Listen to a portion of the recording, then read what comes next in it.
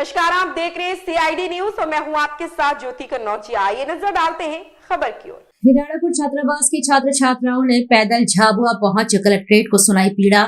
जिला कलेक्टर से मिले छात्र छात्राएं, सुनाई समस्याएं। जिला कलेक्टर ने कहा, छात्र छात्राओं को मुझसे मिलना था, समस्याओं को सुना, समस्याओं को वही सुलझाया जा सकता था।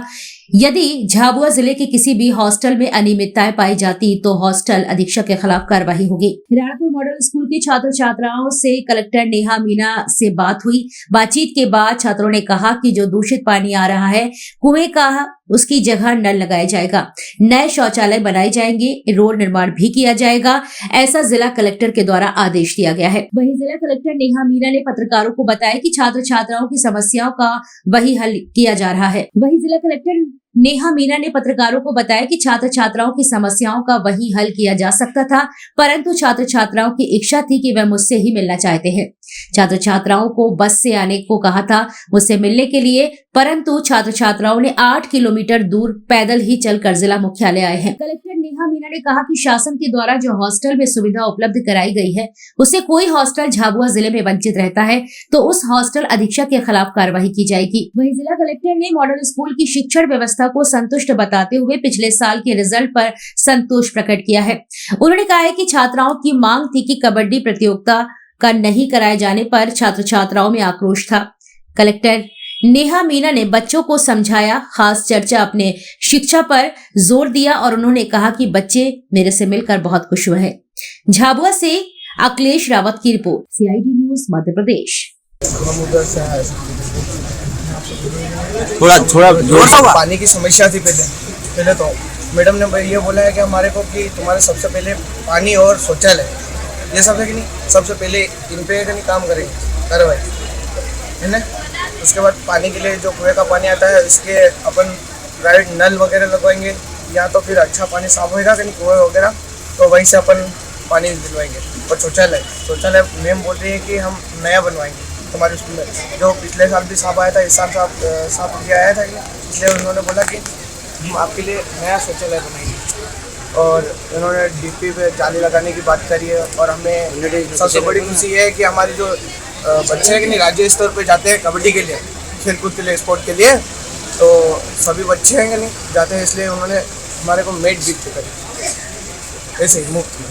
पहले तो उन्होंने मैट गिफ्ट करी हमारे को, और फिर काफ़ी समय जैसे रोड बनवाने की उन्होंने बात करी है, लेकिन अपन ये गिट्टी का नहीं बनेगा भी चलेगा, लेकिन ऐसे ही पत्थर डलवा के बनाएंगे।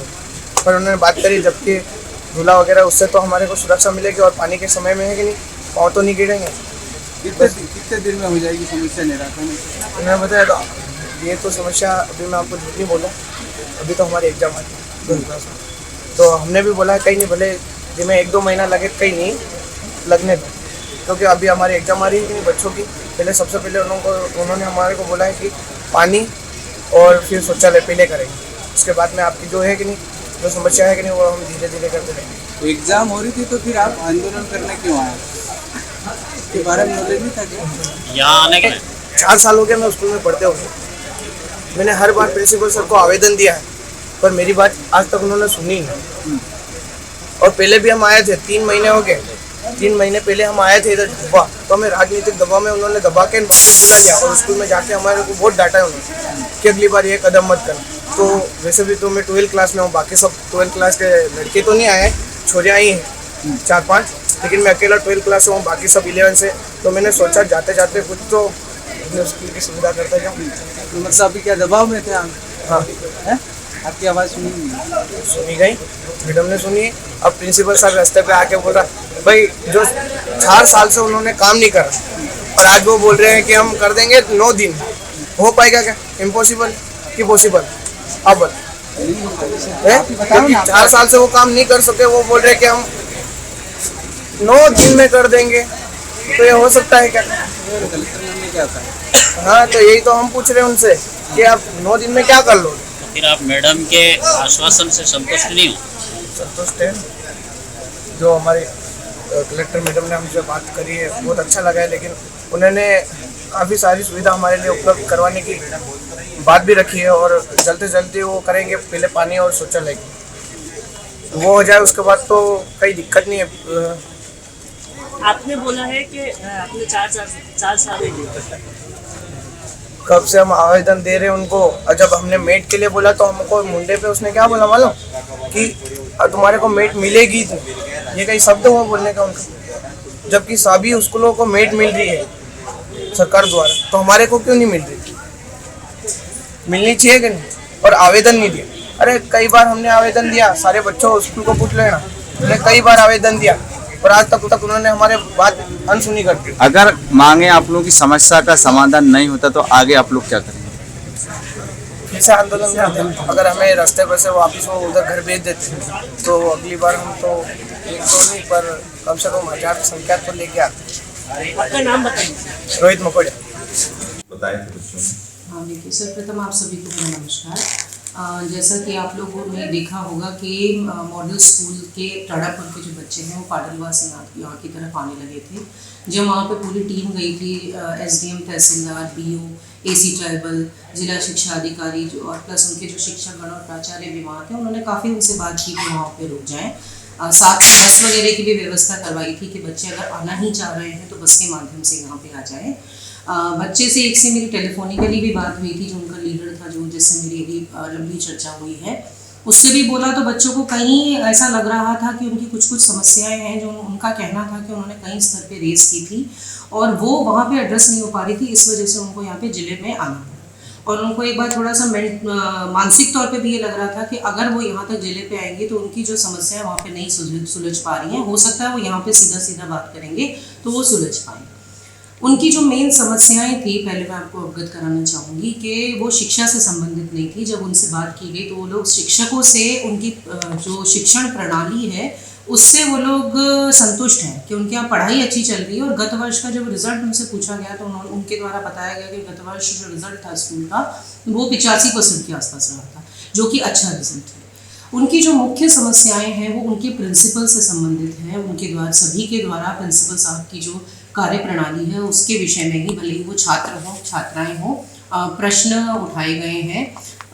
जैसे कबड्डी वगैरह की जो मैट्स थी उनके द्वारा डिमांड की गई थी, बच्चों द्वारा खेल सामग्री की उनके द्वारा डिमांड की गई थी, तो वो उसकी पूर्ति प्रिंसिपल साहब द्वारा नहीं करवाई गई है। इसके अलावा जो भ्रमण पे जाना होता है, एक्सपोजर विजिट्स होती हैं, उसके संबंध में भी बच्चों में बड़ा रोष था कि उन्हें एक्सपोजर विजिट्स जो करवाई जानी थी उनके द्वारा नहीं करवाई गई थी। एक दो समस्याएं थी कि उनका कहना था कि अप्रोच रोड बने, और साथ में पेयजल की समस्या थी कि उनका कहना है कि वहाँ पे पानी नहीं है, तो जो नियरेस्ट जो कुआं है वहाँ से टैंकर के माध्यम से सप्लाई हो रहा है, पानी सप्लाई हो रहा है, बट उनका ये है कि वहाँ पे भी या तो नलकूप के माध्यम से शुद्ध पेयजल की सप्लाई हो।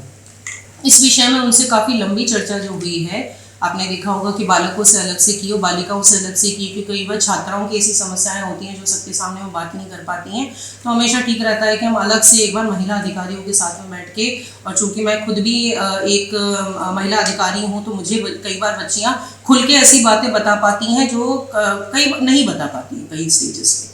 तो जो बच्चियों वाले जो इश्यूज़ थे वो मैं अलग से देखूँगी। कुछ उनके शिक्षा और सेफ्टी से संबंधित कोई इश्यूज़ नहीं थे, उनके कुछ हाइजीन से संबंधित जो भी इश्यूज़ थे उसको हम लोग अलग से एक बार टीम को भिजवा के दिखवाएंगे। महिला बाल विकास की भी हम लोग टीम भिजवाएंगे और प्लस उनकी जो काउंसलिंग वगैरह होती है वो भी हम लोग करवाएंगे बच्चियों की। बच्चों से भी बात हुई है, और जो बच्चा जो लीड कर रहा था, मुझे आखिर में ये भी बता के गया कि भविष्य में वो SI बनना चाहता है। मुझे बड़ा खुश हुआ कि वो बच्चा इतना जानता है। उससे मैंने पूछा कि आप है ना कौन सा एग्ज़ाम देना पड़ेगा आपको, उसकी भर्ती की कौन सी परीक्षा रहेगी, तो ही न्यू एवरीथिंग, यानी कि बच्चे बहादुर हैं, टैलेंटेड हैं, ठीक है, उनमें है ना पूरा ज्ञान है, अवेयर्ड है, जागरूक है कि वो उनकी है ना मांगे क्या है और वो क्या चाहते हैं।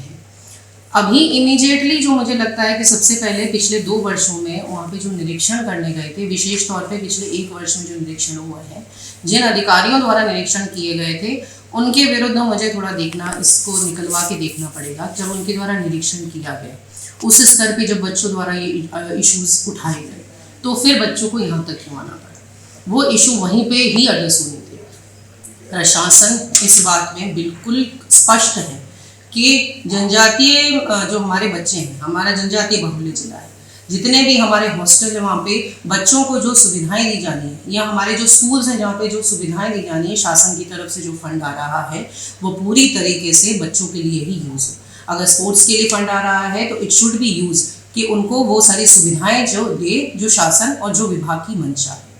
अगर उसके अत्र या उसके विरोध में कोई कार्य करता है तो उसके विरुद्ध कड़ी से कड़ी कार्रवाई होगी। इसमें पूरी तरीके से प्रशासन स्पष्ट है। अब आने वाले समय में एक बार मैं अपनी टीम भिजवा के वहाँ पे पानी वगैरह का हम लोग परीक्षण करवा लेंगे कि हम लोग नलकूप वगैरह कहाँ लगवा सकते हैं। अभी नियरेस्ट जो प्राइवेट ट्यूबवेल वगैरह होंगे, क्योंकि काफ़ी सारे प्राइवेट लोग भी करवा के रखते हैं, वहाँ से मैं वहाँ पे सप्लाई शुरू करवाऊँगी ताकि बच्चों को भी इमीडिएटली राहत मिल सके। साथ के साथ 12th और 10th की बोर्ड एग्जाम्स आ रही हैं, तो बच्चों की मैंने थोड़ी काउंसलिंग भी की है कि 12th का जो रिजल्ट होता है वो बहुत महत्वपूर्ण होता है। 12वीं के रिजल्ट पे उनका जो आगे का करियर है वो निर्भर करता है, तो साथ के साथ उनकी वो वाली काउंसलिंग भी हुई है एंड बच्चे खुश संतुष्ट होके जा रहे हैं और मेरा आशीर्वाद लेके गए थे। मेरा आशीर्वाद हमेशा उनके साथ है। एज डिस्ट्रिक्ट कलेक्टर मुझे लगता है कि मेरे खुद के जैसे बच्चे हैं, ऐसे स्कूल के सभी बच्चे मेरे ज़िले के, मुझे तो लगता है कि वो हमारे ही बच्चे हैं और उनकी कभी भी समस्याएं हैं तो हम हमेशा तैयार हैं सुनने के लिए भी और उसे प्राथमिकता पर रिजॉल्व करने। आपकी तरफ से प्रश्न? खबर में बस इतना ही। बने रहें CID न्यूज के साथ।